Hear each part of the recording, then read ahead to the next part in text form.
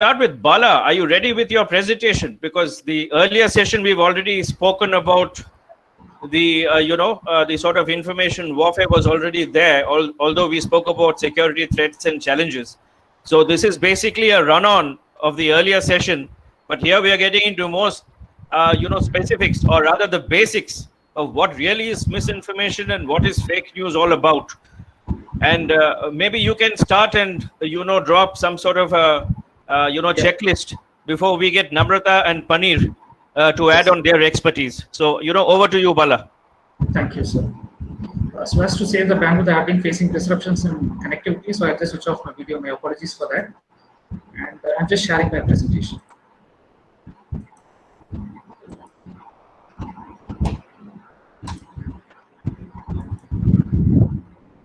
Yeah, is it visible, sir?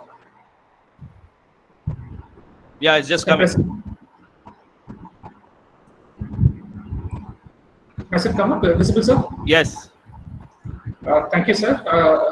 At the outset, I would like to thank Chennai Center for China Studies, Institute for Contemporary Studies, Bangalore, and the Press Institute of India for giving me this opportunity. My special thanks and gratitude to Commodore Vasan sir also for this opportunity. So quickly delving into my presentation, the brief outline, I would be touching on these aspects on just giving an awareness of what constitutes information warfare, and as a corollary and extension, the perception management and China's misinformation campaign. I'll be touching a few aspects on cyber, bringing in some aspects from psychology also, what is called the subliminal messaging, and how China has used it to propagate its values as a part of the Chinese poster culture. And I'll be touching upon China's panda diplomacy and a case study of the Kung Fu Panda movie, and China's integrated network electronic warfare, deepfakes, and why it matters. Why are we talking about these things, and why it is more relevant today. So quickly, getting into my first slide of presentation. Future was, as even Pavitran sir has brought out, data is the new oil, and analytics is going to decide the future scenario. So the future will be and is going to be one of the information superiority. So I take the stand of, I believe in the international theory, the school of realism, school of thought, which believes that the same as in human relations, between the relations between the human states also, the nation states also, they come across competition, disputes, and conflicts of interest, which are inevitable as a part of the international relations. So information has always constituted and always been an important part of the human endeavor. But with the coming of the digital and information revolution, what has happened is it has gained significant momentum in the last decade, which has virtually changed our living and our way of thinking and everything around us. So this in turn, what has happened is that this has impacted on two significant ways. One is this efficiency and effectiveness. It has also increased. On the other hand, it has also made us to rely greater. The greater dependence on information has also happened. So on one way, though, it has given us increasing output and everything, but it has also significantly caused into other issues like vulnerability to disruption, both in the flow and quality as well as quality of information, which has also increased. And all this scenario, with this brief introduction, it has also given rise to the idea of what is called the information warfare. So in simple terms, we don't have a very concrete definition for information warfare, but to put it for the sake of defining, information warfare can be treated as a war on the information spectrum. So this is not only conducted against a country's military capacity, but also against its society and its civil society organization. So how does the modus operandi happen? It can happen by way of degrading information, delaying information, disruption, or manipulating the flow both at the quantitative and qualitative level of information.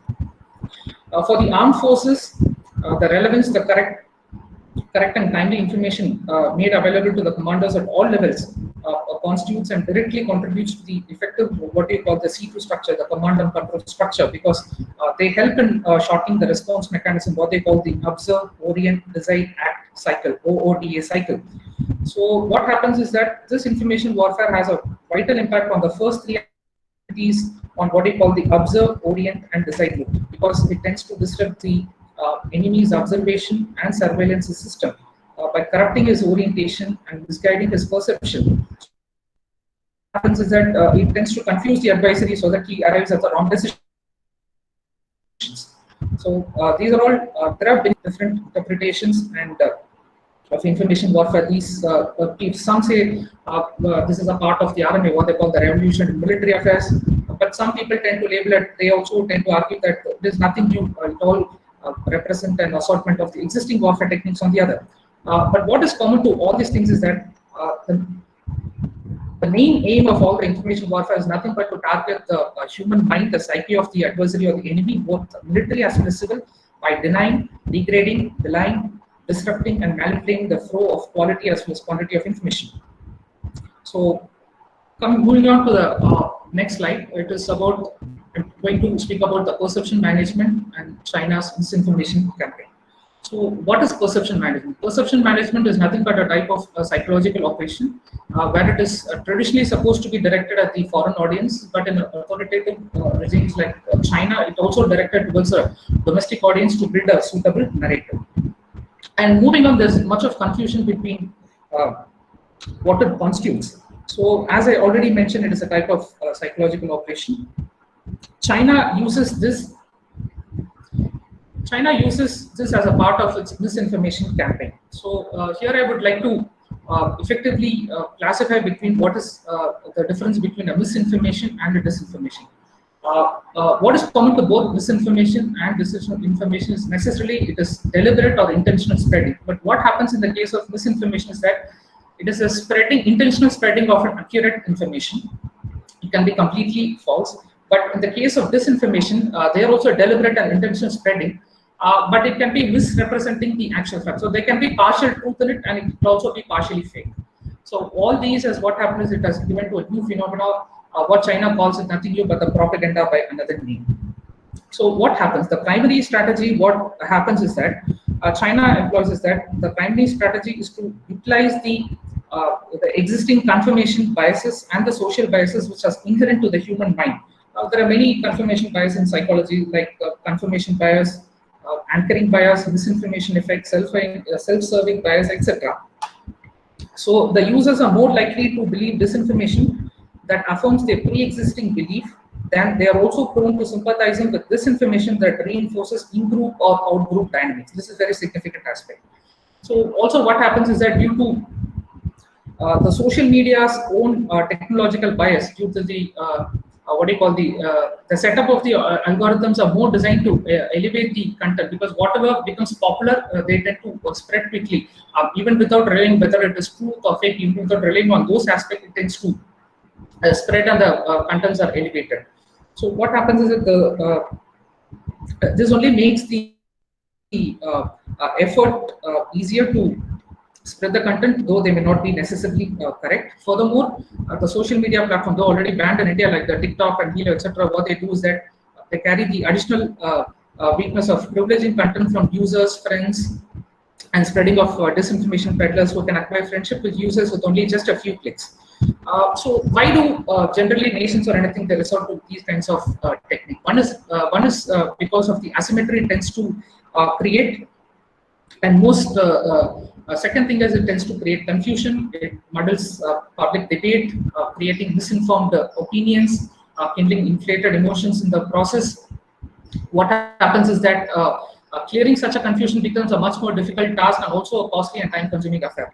One lesser-known aspect, which was also brought up by Professor Kamakoti sir in his presentation, about this little-known organization. What is a United Front Work Department under the Chinese Communist Party.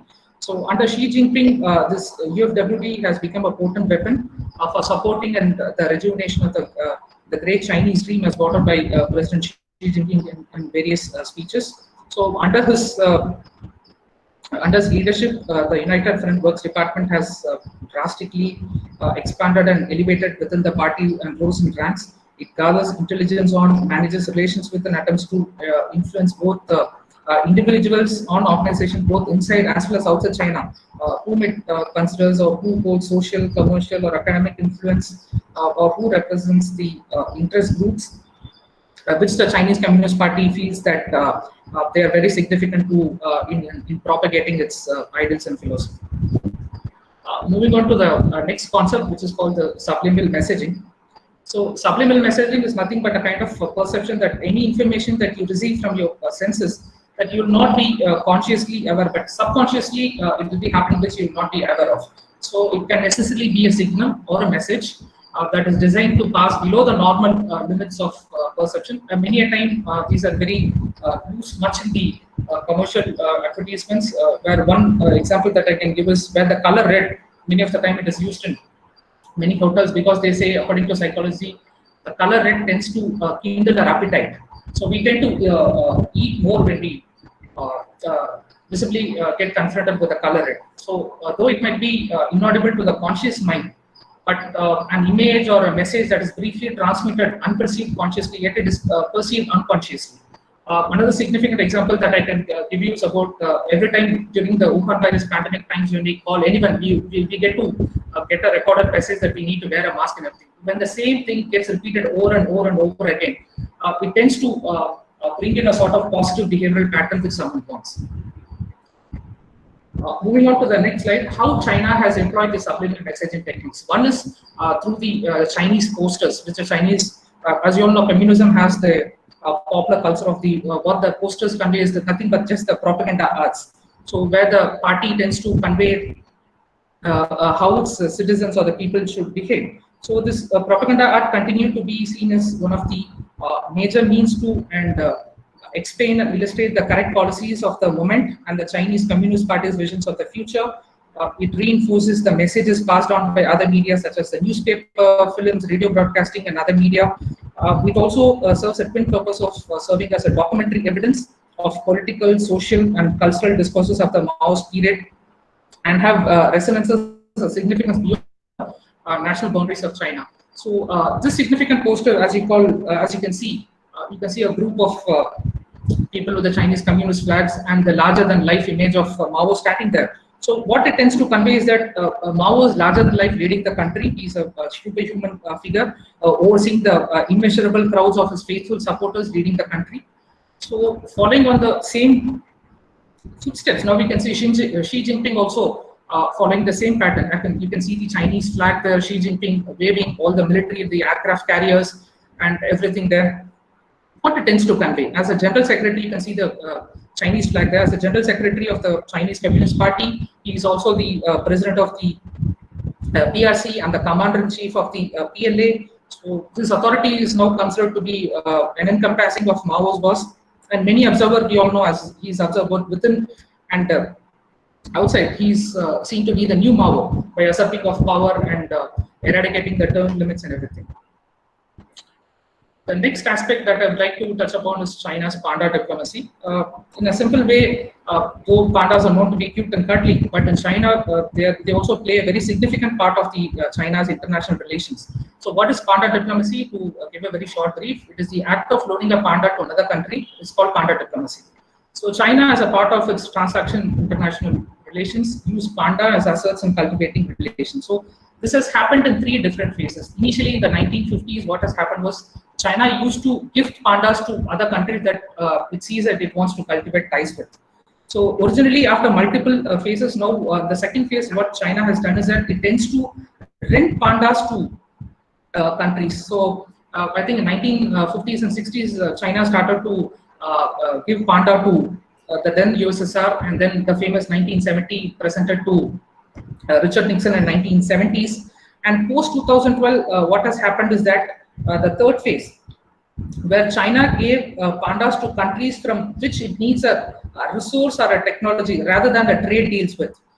So it is like China associating pandas with the long-term trade deals with countries which were providing technology or product China deals. So overall, if you look at the trends of the Chinese panda diplomacy, what it has brought to China, is that it has promoted confidence in Chinese manufacturing and as well as confidence in the Chinese products in the export market. This is one significant aspect that it has paid rich dividends to China as a part of its panda diplomacy.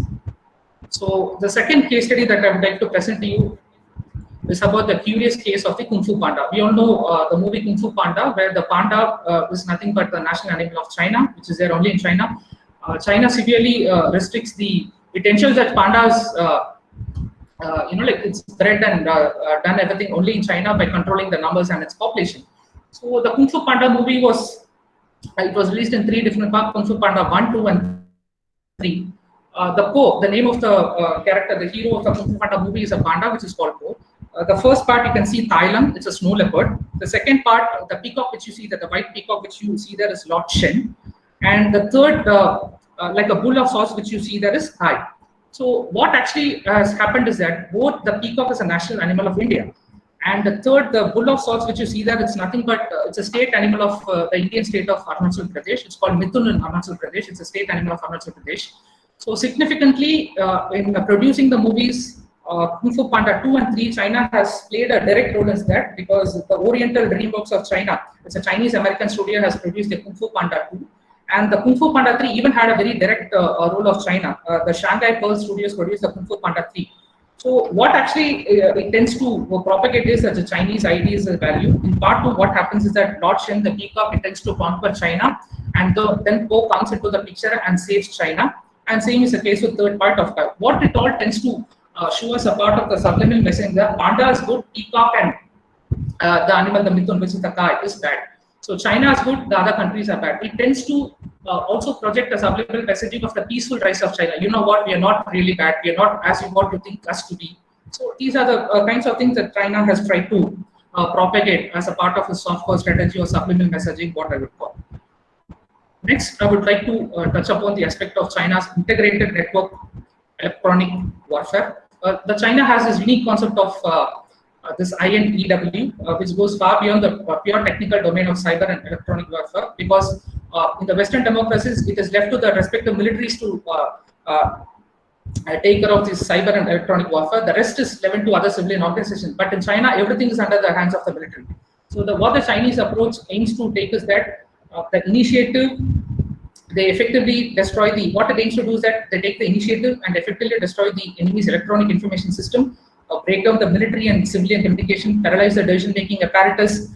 There's a decision-making paralysis, manipulate the perceptions of various foreign target audience to facilitate the attaining of political objectives in the conflict and propagating the visions and ideals of the Chinese Communist Party. Next is I would like to touch upon all these aspects were brought about in the book called Unrestricted Warfare, which was produced by the two Chinese colonels in 1999. So what we can learn from all this is that the Chinese approach is a much comprehensive approach. It advocates all activities of non-contact warfare as well as kinetic for the disruption of adversary civilian network, manipulation of public perception, as well as the computer attacks as a part of the military drilling. With the permission of the chair, can I just play a small clipping for the deepfakes? It's just a 35-second clipping with the permission of the chair. Can I, sir? Yeah, yes, Bala, quickly. Yes, sir. I'm just going to wind up, sir.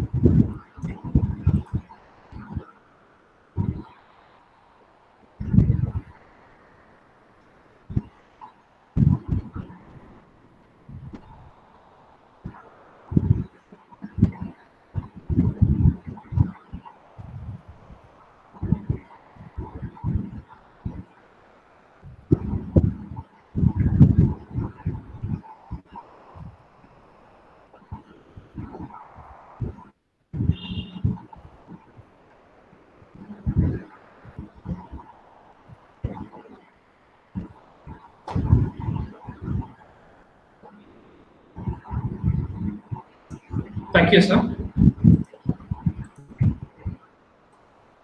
Just going back to my presentation.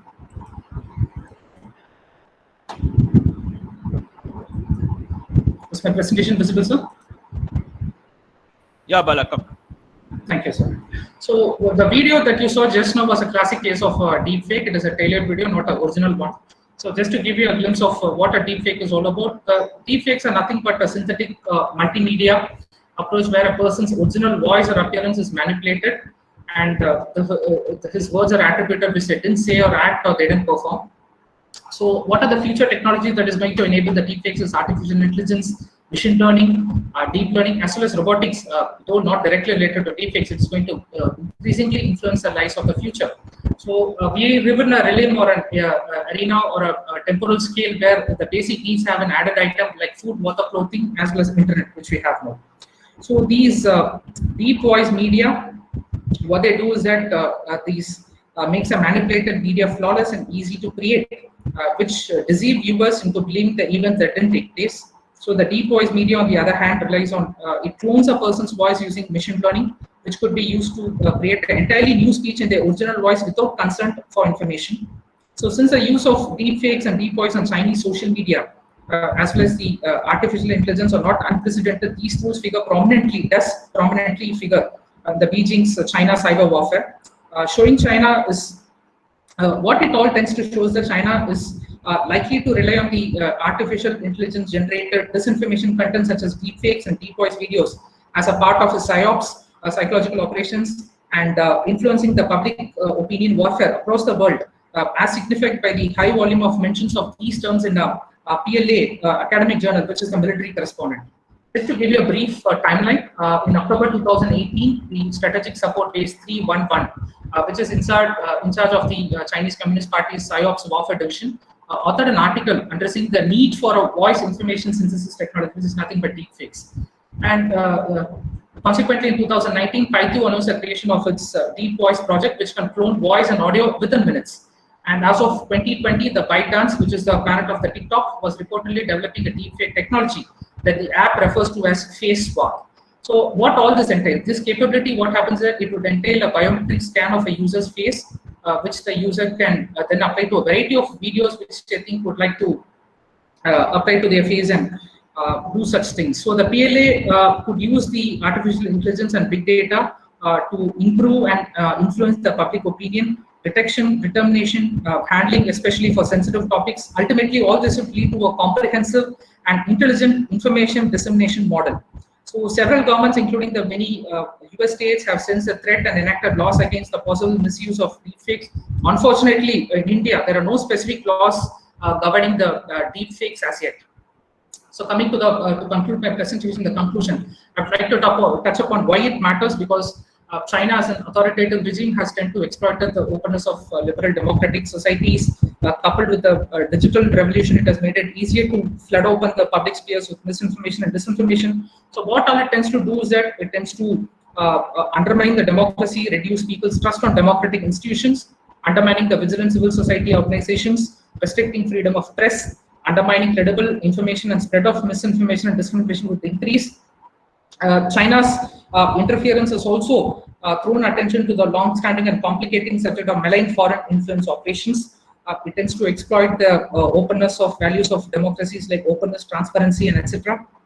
And when considering the capabilities of China under the current leadership, President Xi Jinping stands as the most immediate concern and a threat, because generally these authoritative regimes have always seized upon an opportunity or see for vulnerabilities as a setbacks within the liberal democracies to bolster the image of alternative autocratic model of political and economic governance on a global scale, which they have been exporting to many African states now. So this also, the hybrid warfare model also throws up many challenges in the arena, because it is a well-known fact that social media now plays a very crucial role. Social media is increasingly being seen as acting as a nervous system of news, because we generally don't give news, rather we look for we give views, not news. So considering all these aspects, the information warfare has assumed a very central space in the spectrum of conflict, like Army, Navy, Air Force, space, and cyber domain. The information warfare has assumed a critical space in the spectrum of conflict involving military, but as well as extending to the civilian establishments also. So being a part of the modern warfare, what the need of the hour is framing of new doctrines, new structures, besides giving adequate skill development, is set to give a major push to the information warfare in the country, which is the need of the hour. Thank you very much for the opportunity. Thank you. Thank you, Bala. Good research, and you brought out some points that I think many of us are not even aware of. I especially liked the case about the curious case of the Kung Fu Panda. That was quite interesting.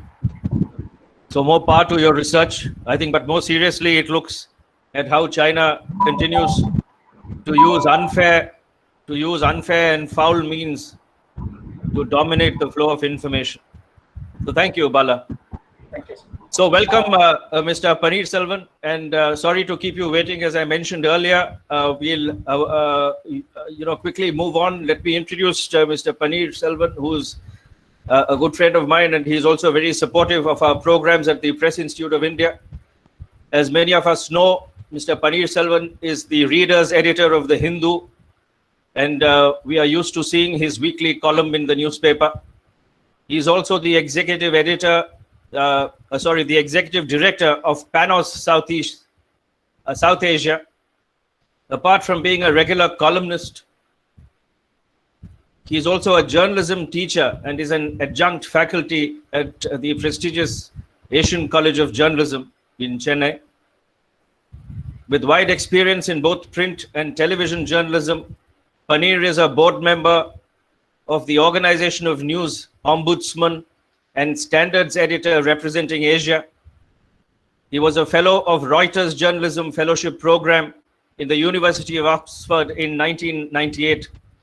And earlier he had served as the steering committee member and vice chair of the Global Forum for Media Development between 2005 and 2018. Paneer, of course, has written extensively about fake news. In fact, he was there as one of the speakers when we had a program on fake news in the health field. And we will now look forward to listening to him talk about what fake news is all about, possibly how the Hindu newspaper has managed to handle it, the Hindu newspaper and its team of editors, and what is his take on the subject. Over to you, Paneer. Unmute. Yep, thanks. Can you hear me? Yes, Paneer. Yeah. Thank you from Mr. Balasubramaniam, because you managed to bring in the two categories, the disinformation and misinformation. In journalism, what we do is we have three categories with reference to the fake news. One is disinformation, second is misinformation, and third is malinformation. Disinformation, as you rightly pointed out, is the information that is false and deliberately created to harm a person or a social group or an organization or a country. Misinformation is false, but it may not have been created out of any intention. It can be due to laziness, it can be due to oversight, and it can be due to essentially a human frailties.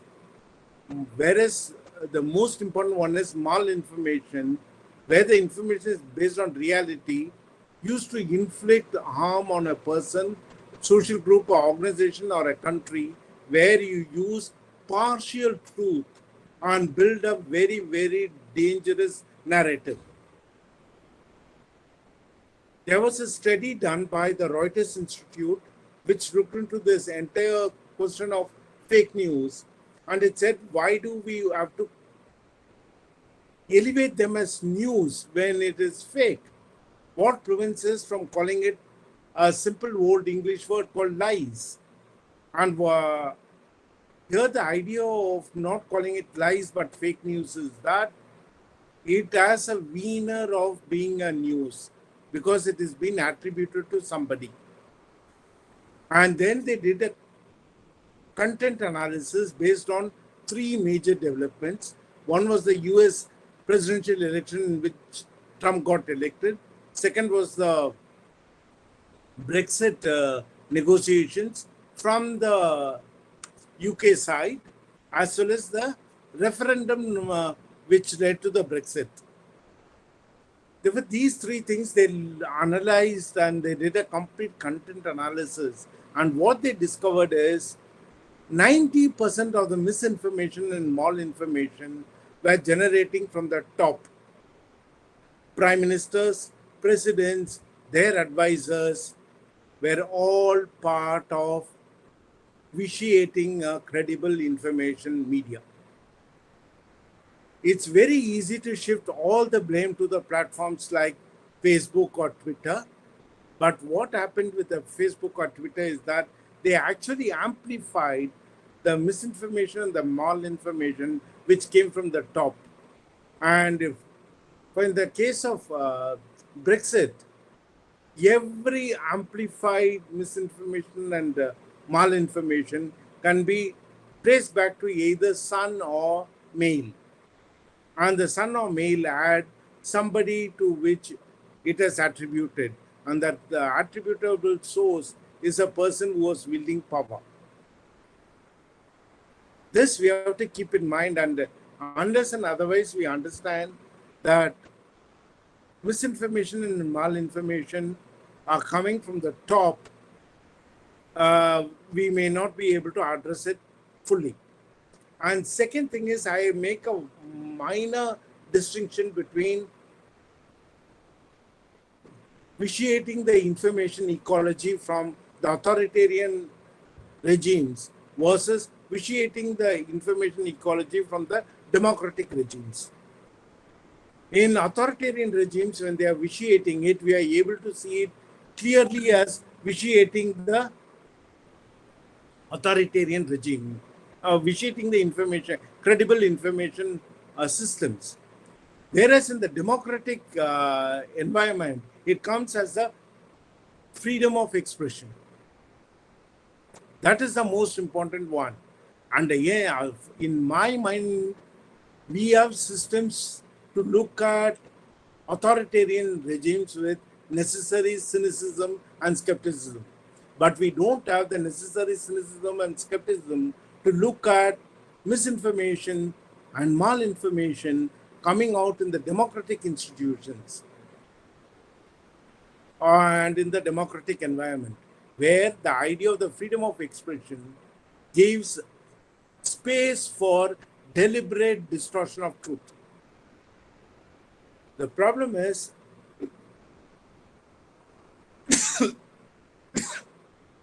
we conflate freedom of expression with the freedom to lie. We conflate the freedom of expression to distort. We conflate the freedom of information to deflect. Unless another, and this can be understood by three specific cases. One is called the Macedonian fake industry. I would like all of you to actually do this complete study. Financial Times did this exhaustive study on how North Macedonia had become the epicenter for fake news because they generate so much of revenue in that small country due to the Silicon Valley companies.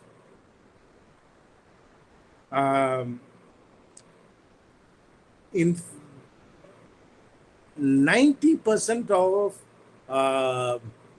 the Facebook posts, which were amplified by the Trump campaign team, came from Macedonia. And there is a complete coverage of this. BBC did the follow-up. New York Times did a follow-up. But the story was the first media organization to break the story was Financial Times. But what we have to keep in mind is democratic institutions use some leeways in the name of freedom to condone the excesses in the information sphere.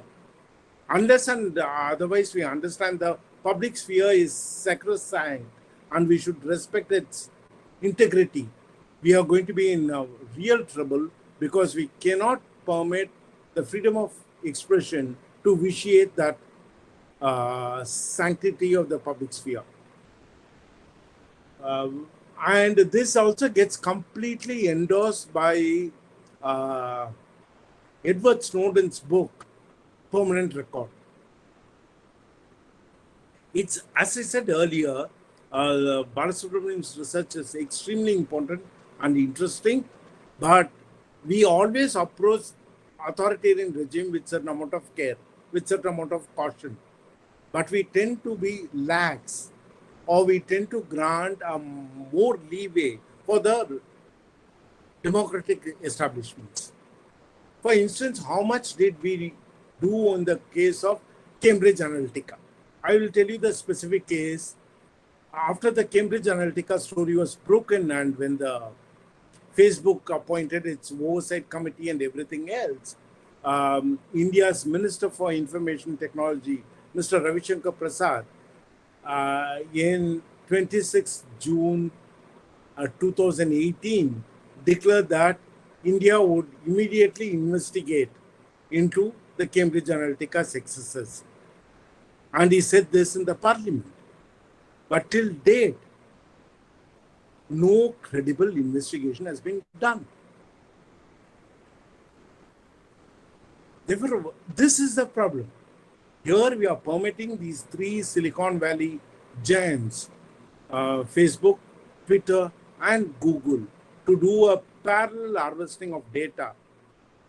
And their harvesting of the data is much higher. And it's also having an impact on the way Indian news environment is working. I handle complaints for this newspaper called The Hindu. And what we notice is the transatlantic supporters of the present government become extremely active between early morning 2 to early morning 6 of India time. Whenever there's a critical article against the government, we get about 700 to 800 complaints between morning 2 to 6. And we wanted to know how did they manage to pull out these articles. Then we discovered that they have something called the Hive, which has specific attributions to pick up. Therefore, it's the institution to which I'm associated with. Say, for instance, JNU. Then pick that name and attack the person. And the most interesting thing was 2018 Union Budget. Hindu carried 8 essays evaluating the Union Budget. And the most scathing attack on the Union Budget came from Mr. C. Rangarajan, and who was attributed in the newspaper as C. Rangarajan, former advisor to the Prime Minister of India and former Governor Reserve Bank of India. Reserve Bank of India and advisor to the Prime Minister is not in that Hive list of picking up the person and attacking them. But JNU was there. There were 2 economic professors from JNU who wrote the piece, got all the flack. But when you read the piece, Mr. C. Rangarajan's piece was more devastating and more scathing in its attack. Therefore, this is how the structure is working. I think when we are doing this study, we should balance between the brute power of China and its support by the state itself with the brute power of Silicon Valley and the financial muscle it has. We should not permit one to subsume the other, and we have to approach both of them evenly. Unless and otherwise we approach them evenly, we may not be able to get to the bottom of it. Another important thing is in the democracies, what happens? When the phone hacking story happened in the UK, it was followed by Justice Levison's report. What happened to Justice Levison's report? Why is it not being implemented? It was being completely subverted by the democracy. Therefore, let's not romanticize one form of governance or the other form of governance in the area of fake news, in the area of misinformation, in the area of disinformation, because what we need is a responsible behavior towards public sphere. A responsible behavior to the public sphere as the classic idea of public good. Unless and otherwise, people who come into the public sphere and who put out the information in the public sphere respect the idea called public good, it's going to be a major problem. And this is not being divided between the ideology of democracy and authoritarianism. Thank you.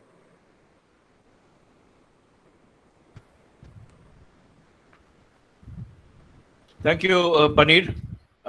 Maybe you can just stay on till Namrata finishes. There might be some questions. Yes. Particular references you made, which are very pertinent indeed, mentioned about the public sphere being sacrosanct. You just now spoke about public good. Journalists and editors having the need to be aware of that, and even the other people who are running the country. You mentioned no credible investigation having been made into Cambridge Analytica, and also the Justice Levison's report, and very interestingly, the 2 a.m. to 6 a.m. Complaints that the Hindu has tried and discovered. So thank you for making those points and being plain spoken about them. I request you to hold on. Yes. We'll move on to Namrata. Are you there, Namrata? Yes, I'm there. Yeah, hi. So, Namrata, maybe you can round off this session with your take on the threats from misinformation warfare. Yes, definitely. So Chinese military doctrines, often state that the first rule of unrestricted warfare is that there are no rules and nothing is forbidden. There is a tactic known, in which has its roots in Chinese folklore, Sha Shun Jian, or assassin's mace. It is the concept of taking advantage of an adversary's seemingly superior conventional capabilities by fighting the fight that fits one's own weapons and making the weapons also to fit the fight. I think that's very pertinent when we talk of information warfare and the threats from China. It proposes ignoring traditional rules of conflict and advocates such tactics as manipulating foreign media, flooding enemy countries with drugs, controlling the markets for natural resources, joining international bodies so as to be in a position to bend them to one's will, and engaging in cyber warfare. China is doing all of that, whether it is supporting Pakistan at UNSC, getting patents on Indo-Tibetan medicines at the UNESCO, outsmarting India, which I recently witnessed in my, during my trip to Ladakh, and I'll touch upon that soon. Or it's trying to manipulate the media against, we should really look at what are the real-time threats against Dalai Lama, discrediting the Tibetan government in exile, or targeting, just, the Indian media. And there are neither any rules nor any restrictions in this game. That's the key here. So as and the speaker was touching upon, unfair and foul means very direct and sometimes very submersive means.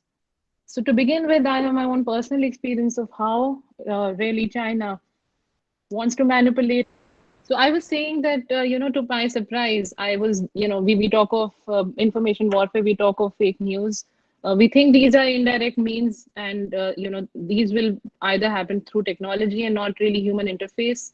But what China is doing is a complete, a complete picture. They're not leaving out anything. As I said, that there are no rules really. And so I was then asked about, and I really wondered what the Chinese would really want to know. What's the kind of information they really want to plug in the media so that tomorrow we carry that, which can have a ripple effect on so many things. So the only thing they were really wanting to know from me is, how is the health of the Dalai Lama? So repeatedly, the only question asked was in various ways was just that, and that would drive how the Tibet issue is dealt with tomorrow, and how India's relations with other countries, or with China for that matter, or the U.S. intervention, as they've supported the Indian stance as far as Tibet is concerned, as far as the Dalai Lama is concerned. So that was one way. Whatever information I realized at that time would have been said, could have been construed, manipulated, and used, as rightly pointed out, disinformation, not really misinformation, but concocted information through lies, through how really fake news on the ground is really created.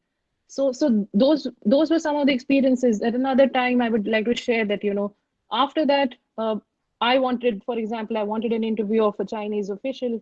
I wouldn't be naming. So the response after a long time I really got from the Chinese was, you need to promise us that you will not carry views, this is direct, not carry views of traitors, in this context, the Tibetan government in exile, and not just in one edition of your magazine, but all editions in future. Then, of course, this was a vocal demand, outrightly rejected by the foreign media. In this case, me, I'm sure there are many others who would have had similar experiences. Then, of course, there are more vocal, more subversive means of information warfare. So what the PLA has actually done is, they have a centralized space, cyber, electronic, psychological warfare under a new organization called the Strategic Support Force, created in 2015. So when we talk of our cyber structures, we also, and information warfare, we need to look at the structures created by China and the restructuring they have done to remedy their operational coordinations that can not just dominate, in the media, but also be in close coordination with the military strategies. When something like Galwan happens, or when there's a threat on the border, how the flow of information or during a COVID crisis will be controlled by a centralized force. Chinese influence operations are conducted by the United Front Work Department. It's a network of academic, business, cultural institutions located domestically and abroad. Uh, I'll go back to the UNESCO example. During my visit to Ladakh just a month ago, I happened to visit, uh, the people who really have done research, the National Research Institute of Soa Rigpa, for example. So at the UNESCO, Soa Rigpa is, part of the intangible cultural heritage as far as India is concerned. China has challenged the Indian claim at the UNESCO meeting last year, where they've cited the territorial dispute, and they said that the patent lies with them. So we try to submit a lot of evidence, saying that it's the form of the Buddhist literature. So I'm giving this example saying how China really linked it up to battling COVID. They said these medicines would cure COVID, and they're citing instances in the media trying to say that this is the COVID cure. This is their own. So they don't just achieve one, success out of building this kind of disinformation and misinformation, where they're also seeking, cultural claim, a patent. If they do that, they're successful in their military strategy. They're successful in a cultural strategy. The menace is much larger than just information dissemination. It would go on to strategic and other aspects and military aspects, which we sometimes, don't understand the link between the non-warfare strategies of China, where information dissemination and media is a huge part of. So it's important to analyze how China really got here. Analyzing China's information strategy is important, as it does not only mean analyzing the enemy to defeat it, but to understand it and build one's own capabilities to try and exceed or at least surprise the opponent. So this is how it all began. Chinese information researchers had begun to congregate at a series of high-level meetings. In 1994, the Commission of Science, Technology and Industry for National Defense, they sponsored a very harmless symposium entitled Analysis of the National Defense System and Military Technological Revolution, which was slowly followed in a 1995 meeting that dealt with the issue of military revolution. So the alleged high point of this Chinese information research was then in 1995 in December, a national directors conference where one of the key Chinese military strategists said that information warfare and electronic warfare are of key importance, while fighting on the ground can only serve to exploit the victory. Hence, China is more convinced, they said, than ever, that as far as the PL is concerned, a military revolution with information warfare as the core has reached the stage where efforts must be made to catch up with and overtake the rivals. In 1997, then, a 100-member elite core group was set up under the CMC to ideate ways of not just hacking into American and European computer systems, but also, information warfare strategies. And ever since then, this initiative has been making, according to them, wonderful progress in acquiring cyber warfare capabilities. So the PLA has been creating its own information militia since 2002. These units have personnel from the commercial IT sector and academics. This initiates that an operational nexus exists between the PLA and the Chinese civilian information security professionals. So the Chinese in the last 20 years or so, they're talking of something called information war, a new age warfare based on information technology to enhance military capabilities, as I was saying. Information technology, we would feel that it's only the digital sector or the IT sector. What about the Chinese army posts? So how do they really do it? Where do they collect information? Is it only, deep penetration into the hinterland? Is it also done on army posts? So an example of recent inroads China has really made on border on the LSC is how these Chinese army posts have big domes close to the LSC where they're fitted with radars that have come up in the last 1 decade. These are called radomes. They are basically radars with a data wall meant to keep gathering information. In other words of two PLA authors, as I was reading, the key to gaining the upper hand on the battlefield is no longer mainly dependent on who has the stronger firepower, but instead depends on which side discovers the enemy first, responds faster than the latter, and strikes more precisely. And all of it is not just based on the military capabilities, as I was saying, but also intelligence, command, control, which will come with information gathering in the border areas, the kind of information they would spread. Earlier, we used to say that, you have airways, Pakistani airways. If you just take the example, the radio signals can come right in. So now we can imagine, with the digital revolution and the use of technology on the borders, the kind of information or misinformation and they can create, which can have a lot of rippling effect in terms of taking two countries at a real, in a stand-up position. Just as we're seeing in Ladakh, we've not really seen the use of this technology, but in future that's going to be a huge threat. On the other hand, even in recent months, now when we talk of the COVID pandemic, I would just once again refer to it as the biggest example of how they've used, the front line of information warfare and misinformation here. The general narrative that the world today believes is, and it goes like this: there are doubts about the origin of the virus still, and China has demonstrated its effectiveness in managing the crisis. All the reports, either blocked about how much the COVID has really affected China. What is, what kind of COVID impact it has happened in India. They have been able to drive the narrative. And lastly, the most, astonishing thing I feel is it's like they have also, in a way, shown that the authoritarian system has been validated in terms of how they've been able to manage the pandemic. So in response to how ineffective, a democratic system can be. So these are the kind of thoughts through the social media or through even media reports and the kind of media management and misinformation has, done. And in times to come, this would drive the, various other forms of, information dissemination. So a few years ago, a study was carried out where it was estimated that 50,000 analysts in Chengdu in China have been solely stationed to probe and focus on India and its repositories, including the cyberspace. China is said to have conducted passive surveillance of Indian cyber networks. Chengdu hosts the headquarters of the Western Theater Command. So here comes, the link between the military and the information dissemination, where they've really clubbed it as part of a military strategy. And from, and that is what drives its policy with the, Western Theater Command from Ladakh to Arunachal Pradesh.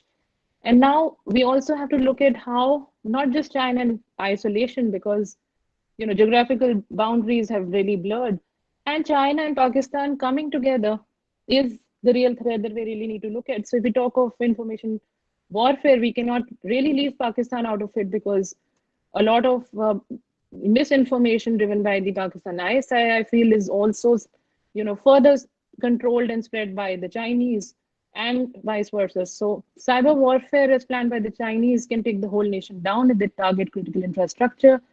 During a military cyber conflict, it can hit the nerve center and not, just be limited to a certain kind of bringing down our, various sectors, but also the kind of narrative they will drive with it. And with this said, we have been doing a lot of work on this area. The DRDO is working towards having safeguards in this area, but we need a more centralized way, a more thoughtful approach towards how to counter misinformation. Of late, we have a lot of work that is happening in towards how to counter misinformation, but I see the capacity in my own experience with, either the Defense Ministry, the information wing of, the Ministry of Defense with the ADGPI office doing a lot of work, with our other agencies doing a lot of work.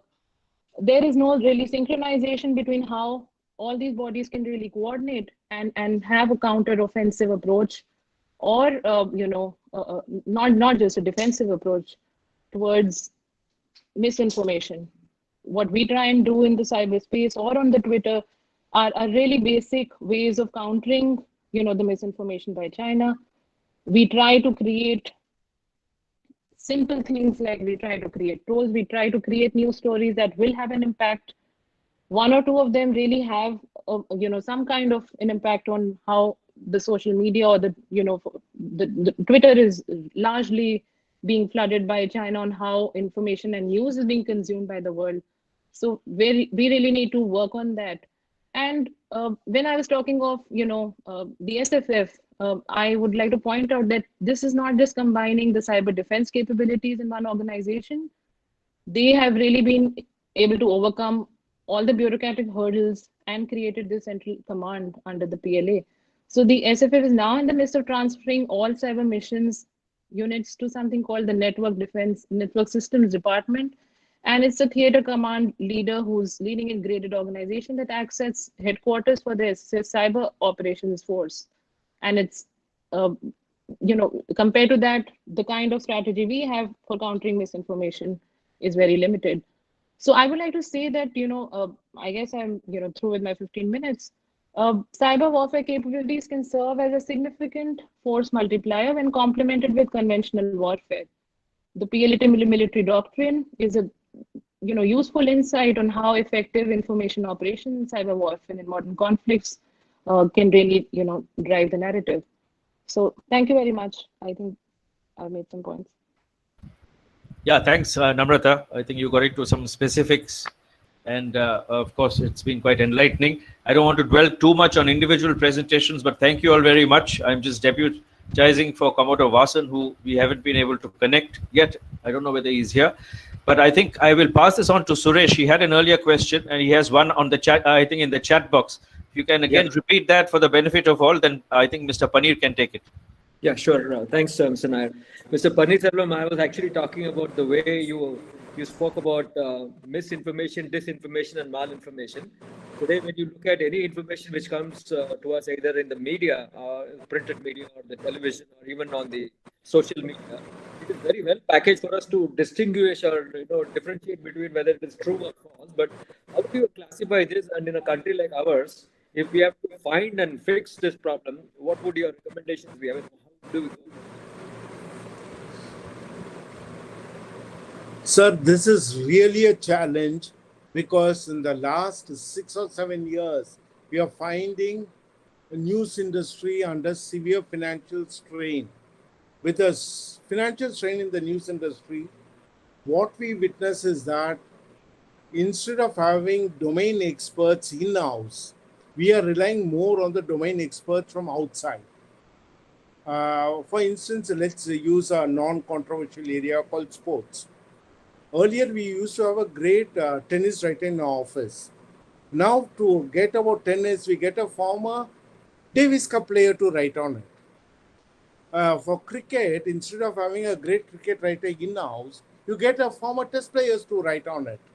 On banking, instead of having a banking expert within in-house, you go for the former bank chairmen. And in the strategic affairs and in diplomatic affairs, we go to the former serving officers or to the former diplomats. There is a distinction here.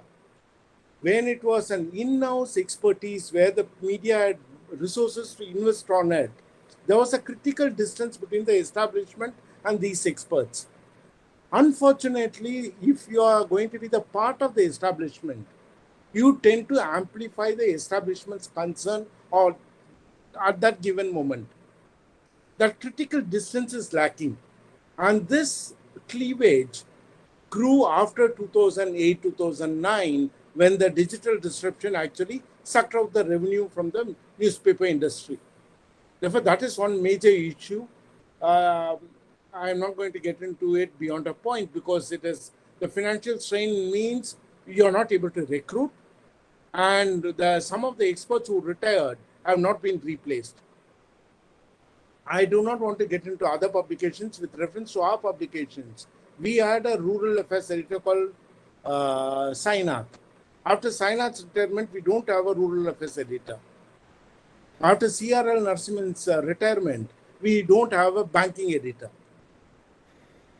Therefore, there is certain amount of impoverishment of domain expertise in the newsroom, which is affecting.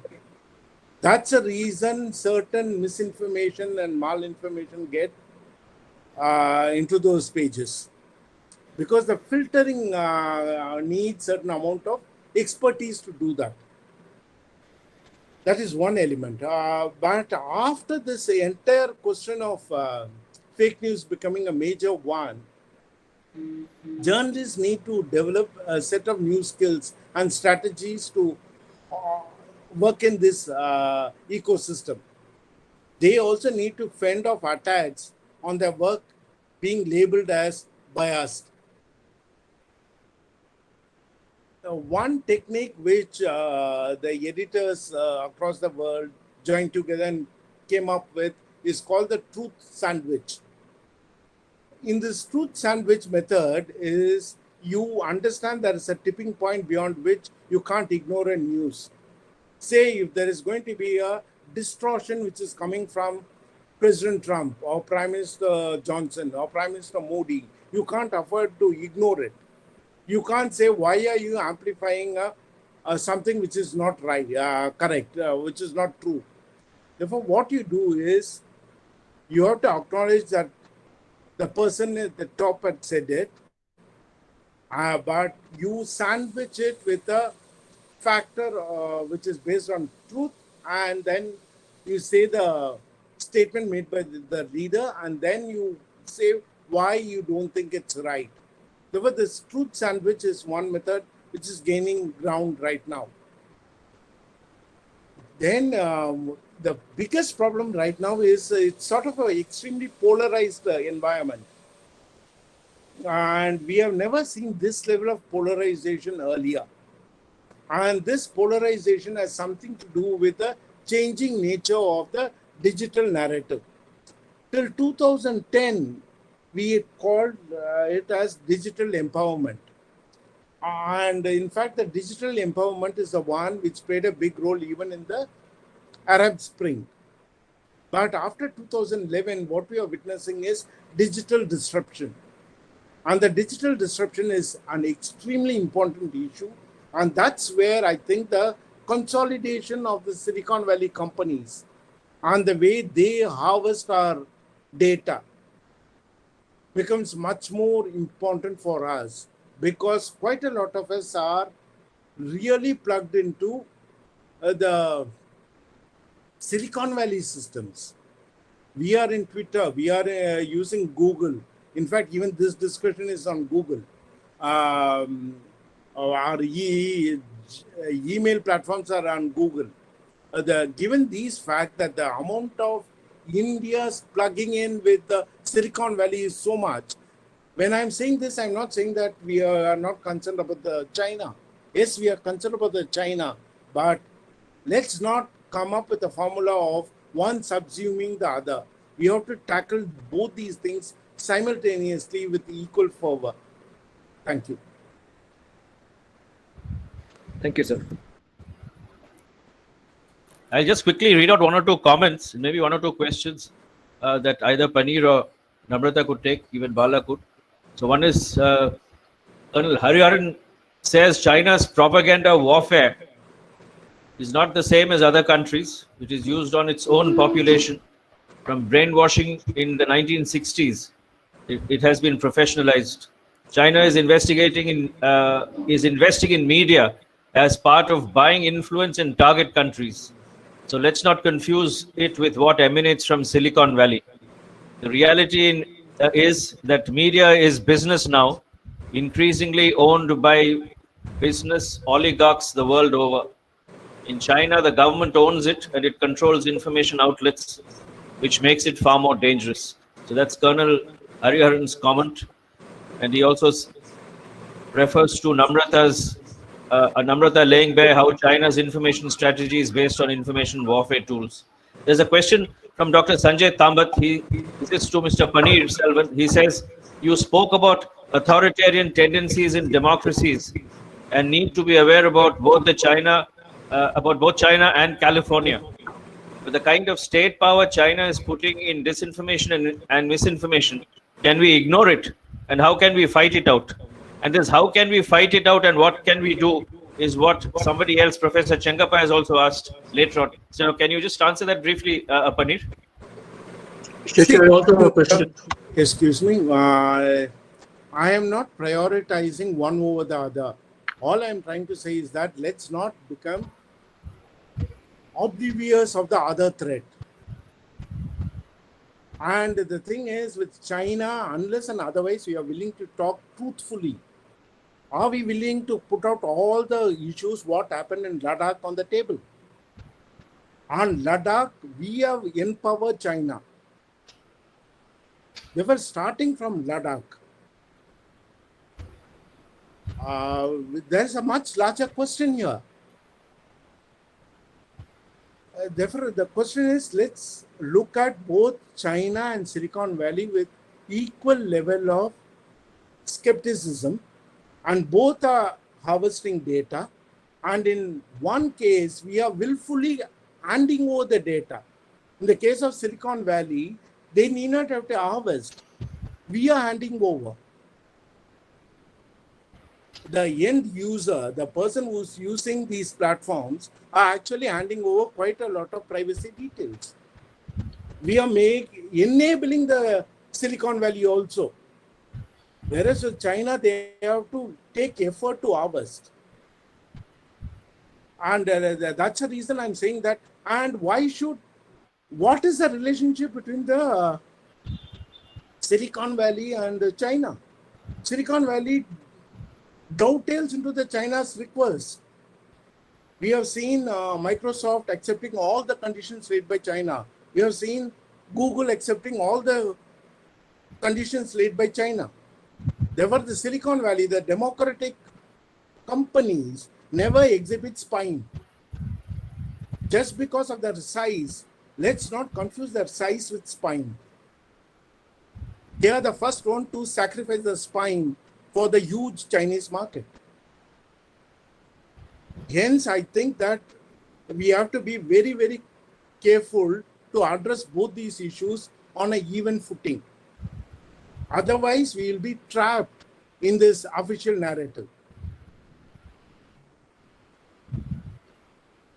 Thank you, Paneer. There is another question which refers to the Hindu. It's not something I would particularly like to bring up, but I don't want to ignore it either. So we'll take it anyway. So this is from Tamil Arasu. He says, in the current situation, how has the Hindu published has published Chinese National Day in a big post?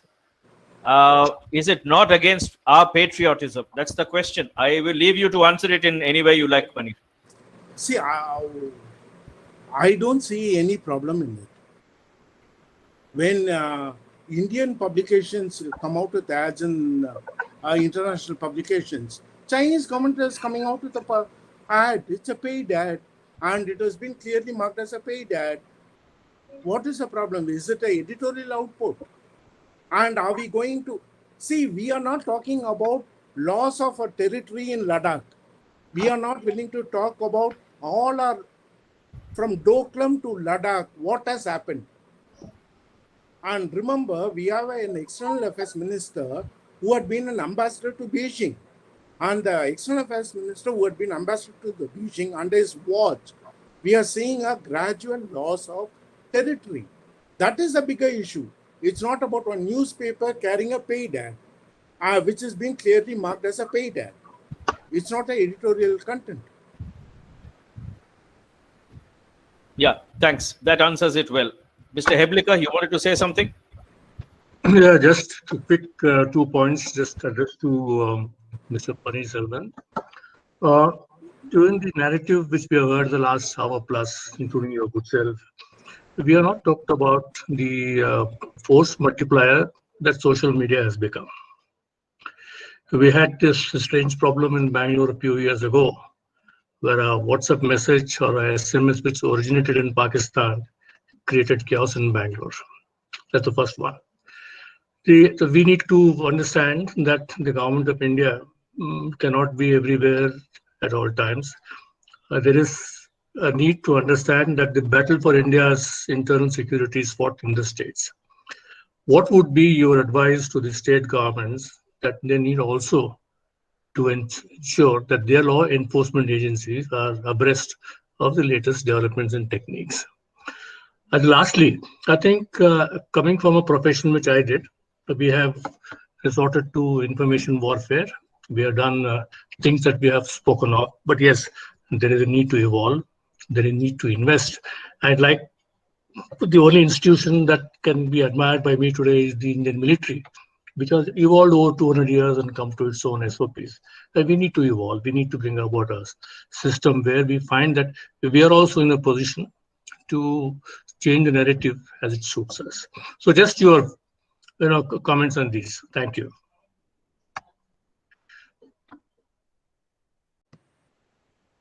Sir, as I said earlier, it needs domain expertise to address this. I can talk about the media ethics part, and I never handled these areas. Unfortunately, today, because of the financial stress, we don't have domain expertise on this. And I don't want to venture into an area where I don't have the domain expertise. It is really lies out. If it is about self-regulation in media or about what distinguishes freedom of expression from responsible reporting, I'm willing to take up. But this is really outside my expertise. Therefore, I request you to excuse me. Thank you very much. I think we'll end it there. Thank you, Praneet, for staying for so long. I think we overstepped the time, quite a bit. Thank you, Namrata. I can't see you, but thank you very much for your inputs all through yesterday and today. We greatly appreciate that. And thank you, of course, Bala, for that wonderful